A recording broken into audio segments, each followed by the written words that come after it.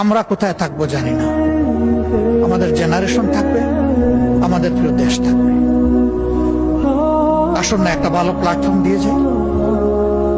এখনো মরতে পারি, এই জায়গায় পড়ে যেতে পারি, হয়তো সংসদ প্লাজায় কালকে আমার জন্য আপনাদের দাঁড়ানো লাগতে পারে, কিন্তু একটু শান্তি নিয়ে মরি, যে দেশের জন্য ভালো কিছু করে যেতে পারলাম সবাই মিলে। আমরা ভালো হয়ে গেলে দেশ ভালো হয়ে যাবে, এটাই স্বাভাবিক। আজকে আমার বয়স 30+। আমি বুঝার পরেতেই ক্ষমতার চেহারে আওয়ামী লীগরে দেখছি, আর বিরোধী দল দেখছি বিএনপি রে। এই এখন এই জেনারেশনে দেখতেছি জামাত ইসলাম, বিএনপি ক্ষমতায়। তো এই তিন দলের এই প্রথম এই জামায়াত ইসলামের নেতা এই কথাটা বলল।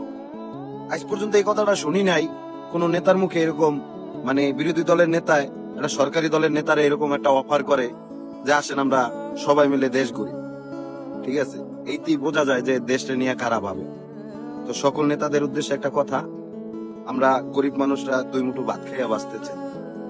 আপনারা ওই দুর্নীতি, মারামারি, হানাহানি এইসব বাদ দিয়া আমাদের গরিবদের কথা ভাবেন, দেশের কথা ভাবেন, দেখবেন একদিন সব কিছু আপনারা অর্জন করতে পারবেন দুর্নীতি না করে।